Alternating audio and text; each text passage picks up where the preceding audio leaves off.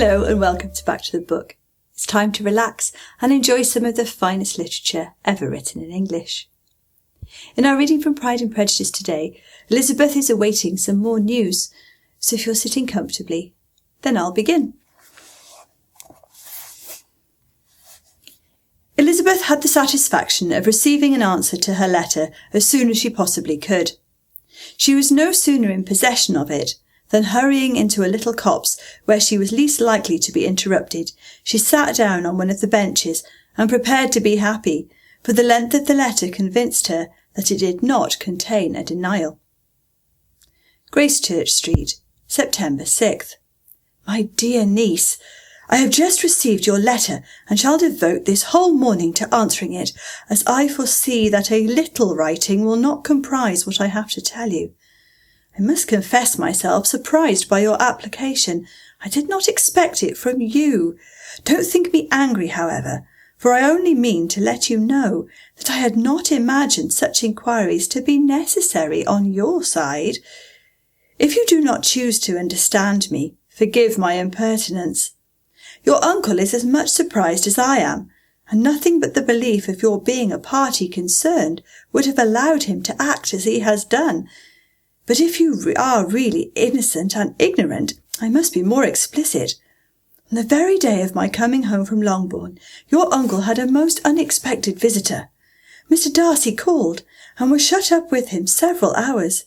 It was all over before I arrived, so my curiosity was not so dreadfully racked as yours seems to have been. He came to tell Mr. Gardiner that he had found out where your sister and Mr. Wickham were, and that he had seen and talked with them both, Wickham repeatedly, Lydia once. From what I can collect, he left Derbyshire only one day after ourselves, and came to town with the resolution of hunting for them. The motive professed was his conviction of its being owing to himself that Wickham's worthlessness had not been so well known as to make it impossible for any young woman of character to love or confide in him. He generously imputed the whole to his mistaken pride, and confessed that he had before thought it beneath him to lay his private actions open to the world. His character was to speak for itself. He called it, therefore, his duty to step forward and endeavour to remedy an evil which had been brought on by himself. If he had another motive, I am sure it would never disgrace him. He had been some days in town before he was able to discover them, but he had something to direct his search, which was more than we had, and the consciousness of this was another reason for his resolving to follow us. There is a lady, it seems, a Miss Young, who was some time ago governess to Miss Darcy, and was dismissed from her charge on some cause of disapprobation, though he did not say what. She then took a large house in Edward Street, and has since maintained herself by letting lodgings. This Mrs. Young was, he knew, intimately acquainted with Wickham, and he went to her for intelligence of him as soon as he got to town. But it was 2 or 3 days before he could get from her what he wanted. She would not betray her trust, I suppose, without bribery and corruption, for she really did know where her friend was to be found. Wickham, indeed, had gone to her on their first arrival in London, and had she been able to receive them into her house, they would have taken up their abode with her. At length, however, our kind friend procured the wished-for direction. They were in a particular street. He saw Wickham, and afterwards insisted on seeing Lydia. His first object with her, he acknowledged, had been to persuade her to quit her present disgraceful situation and return to her friends as soon as they could be prevailed on to receive her, offering his assistance as far as it would go. But he found Lydia absolutely resolved on remaining where she was. She cared for none of her friends, she wanted no help of his, she would not hear of leaving Wickham. She was sure they should be married some time or other, and it did not much signify when. When such were her feelings, it only remained, he thought, to secure and expedite a marriage, which, in his very first conversation with Wickham, he easily learned, had never been his design. He confessed himself obliged to leave the regiment on account of some debts of honour, which were very pressing, and scrupled not to lay all the ill consequences of Lydia's flight on her own folly alone. He meant to resign his commission immediately, and as to his future situation, he could conjecture very little about it. He must go somewhere, but he did not know where, and he knew he should have nothing to live on. Mr. Darcy asked him why he had not married your sister at once. Though Mr. Bennet was not imagined to be very rich, he would have been able to do something for him, and his situation must have been benefited by marriage. But he found, in reply to his question, that Wickham still cherished the hope of more effectually making his fortune by marriage in some other country. Under such circumstances, however, he was not likely to be proof against the temptation of immediate relief. They met several times, for there was much to be discussed. Wickham, of course, wanted more than he could get, but at length was reduced to being reasonable. Everything being settled between them, Mr. Darcy's next step was to make your uncle acquainted with it, and he first called in Gracechurch Street the evening before I came home. But Mr. Gardiner could not be seen, and Mr. Darcy found, on farther inquiry, that your father was still with him, but would quit town the next morning. He did not judge your father to be a person whom he could so properly consult as your uncle, and therefore readily postponed seeing him till after the departure of the former. He did not leave his name. Until the next day, it was only known that a gentleman had called on business. On Saturday he came again. Your father was gone, your uncle at home, and as I said before, they had a great deal of talk together. They met again on Sunday, and then I saw him too. It was not all settled before Monday. As soon as it was, the express was sent off to Longbourn. But our visitor was very obstinate. I fancy, Lizzie, that obstinacy is the real defect of his character after all. He has been accused of many faults at different times, but this is the true one. Nothing was to be done that he did not do himself, though I am sure, and I do not speak it to be thanked, therefore say nothing about it, your uncle would most readily have settled the whole. They battled it together for a long time, which was more than either the gentleman or lady concerned in it deserved. But at last your uncle was forced to yield, and instead of being allowed to be of use to his niece, was forced to put up with only having the probable credit of it, which went sorely against the grain, and I really believe your letter this morning gave him great pleasure, because it required an explanation that would rob him of his borrowed feathers, and give the praise where it was due. But, Lizzie, this must go no further than yourself, or Jane at most. You know pretty well, I suppose, what has been done for the young people. His debts are to be paid, amounting, I believe, to considerably more than £1,000, another 1,000 in addition to her own settled upon her, and his commission purchased. The reason why all this was to be done by him alone was such as I have given above.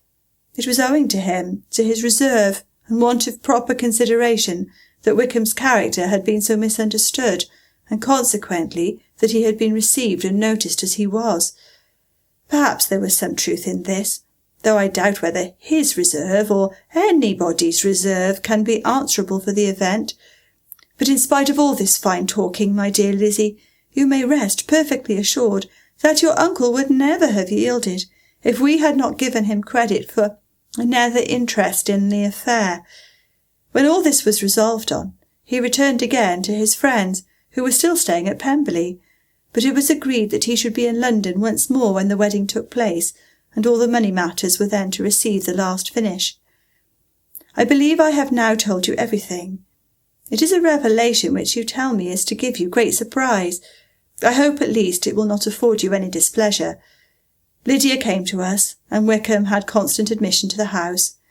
He was exactly what he had been when I knew him in Hertfordshire, but I would not tell you how little I satisfied with her behaviour while she stayed with us, if I had not perceived, by Jane's letter last Wednesday, that her conduct on coming home was exactly a piece with it, and therefore what I now tell you can give you no fresh pain. I talked to her repeatedly in the most serious manner, representing to her all the wickedness of what she had done, and all the unhappiness she had brought on her family. If she heard me, it was by good luck, for I am sure she did not listen.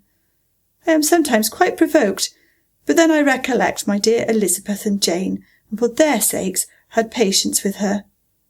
Mr. Darcy was punctual in his return, and as Lydia informed you, attended the wedding. He dined with us the next day, and was to leave town again on Wednesday or Thursday. Will you be very angry with me, my dear Lizzie, if I take this opportunity of saying, what I was never bold enough to say before, How much I like him!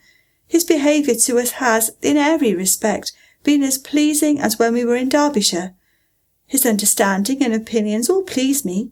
He wants nothing but a little more liveliness, and that, if he marry prudently, his wife may teach him. I thought him very sly. He hardly ever mentioned your name, but slyness seems the fashion. Pray forgive me if I have been very presuming, or at least do not punish me so far as to exclude me from P. I shall never be quite happy till I have been all round the park. A low phaeton, with a nice little pair of ponies, would be the very thing. But I must write no more. The children have been wanting me this half hour. Yours, very sincerely, M. Gardner. The contents of this letter threw Elizabeth into a flutter of spirits, in which it was difficult to determine whether pleasure or pain bore the greatest share. The vague and unsettled suspicions which uncertainty had produced of what Mr. Darcy might have been doing to forward her sister's match, which she had feared to encourage as an exertion of goodness too great to be probable, and at the same time dreaded to be just from the pain of obligation, were proved beyond their greatest extent to be true. He had followed them purposely to town. He had taken on himself all the trouble and mortification attendant on such a research, in which supplication had been necessary to a woman whom he must abominate and despise, and where he was reduced to frequently meet, reason with, persuade, and finally bribe the man whom he almost most wished to avoid, and whose very name it was punishment for him to pronounce. He had done all this for a girl whom he could neither regard nor esteem. Her heart did whisper that he had done it for her, but it was a hope shortly checked by other considerations, and she soon felt that even her vanity was insufficient when required to depend on his affection for her, for a woman who had already refused him, as able to overcome a sentiment so natural as abhorrence against relationship with Wickham. Brother-in-law of Wickham! Every kind of pride must revolt from the connection. He had, to be sure, done much. She was ashamed to think how much. But he had given a reason for his interference, which asked no extraordinary stretch of belief. It was reasonable that he should feel he had been wrong. He had liberality, and he had the means of exercising it, and though she would not place herself as his principal inducement, she could perhaps believe that remaining partiality for her might assist his endeavours in a cause where her peace of mind must be materially concerned. It was painful, exceedingly painful, to know that they were under obligations to a person they could never receive a return. They owed the restoration of Lydia, her character, everything to him. Oh, how heartily did she grieve over every ungracious sensation she had ever encouraged, every saucy speech she had ever directed towards him. For herself she was humbled, but she was proud of him, proud that in a course of compassion and honour he had been able to get the better of himself. She read over her aunt's commendation of him again and again. It was hardly enough, but it pleased her. She was even sensible of some pleasure, though mixed with regret, on finding how steadfastly both she and her uncle had been persuaded that affection and confidence subsisted between Mr. Darcy and herself. She was roused from her seat and her reflections by someone's approach, and before she could strike into another path, she was overtaken by Wickham. "I'm afraid I interrupt your solitary ramble, my dear sister," he said, as he joined her. "You certainly do," she replied with a smile, "but it does not follow that the interruption must be unwelcome. I should be sorry indeed if it were. We were always good friends, and now we are better." "True. Are the others coming out?" "I do not know. Mrs. Bennet and Lydia are going in the carriage to Meryton, and so, my dear sister, I find from our uncle and aunt that you have actually seen Pemberley." She replied in the affirmative. "I almost envy you the pleasure, and yet I believe it would be too much for me, or else I could take it in my way to Newcastle. And you saw the old housekeeper, I suppose? Poor Reynolds! She was always so fond of me, but of course she did not mention my name to you." "Yes, she did." "And what did she say?" "That you had gone into the army, and she was afraid had not turned out well. And at such a distance as that, you know, things are strangely misinterpreted." "Certainly. he replied, biting his lips. Elizabeth hoped she had silenced him, but he soon afterwards said, "I was surprised to see Darcy in town last month. We passed each other several times. I wonder what he can be doing there." "Perhaps preparing for his marriage to Mr. Berg," said Elizabeth. "It must be something particular to take him there at this time of year." "Undoubtedly. Did you see him while you were at Lambton? I thought I understood from the gardeners that you had." "Yes, he introduced us to his sister." "And do you like her?" "Very much." "I have heard, indeed, that she is uncommonly improved within this year or two. When I last saw her she was not very promising. I am very glad you liked her. I hope she will turn out well." "I dare say she will. She has got over the most trying age." "Did you go by the village of Kympton?" "I do not recollect that we did."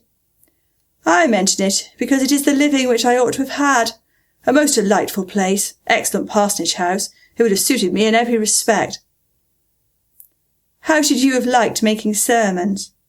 "Exceedingly well. I should have considered it as part of my duty, and the exertion would soon have been nothing. One ought not to repine. But, to be sure, it would have been such a thing for me. The quiet, the retirement of such a life would have answered all my ideas of happiness. But it was not to be. Did you ever hear Darcy mention the circumstance when you were in Kent?" "I have heard from authority, which I thought as good, that it was left to you conditionally only, and at the will of the present patron." "You have? Yes. There was something in that. I told you so from the first, you may remember." "I did hear, too, that there was a time when sermon-making was not so palatable to you, as it seems to be at present, that you actually declared your resolution of never taking orders, and that the business had been compromised accordingly." "You did, and it was not wholly without foundation. You may remember what I told you on that point, when first we talked of it."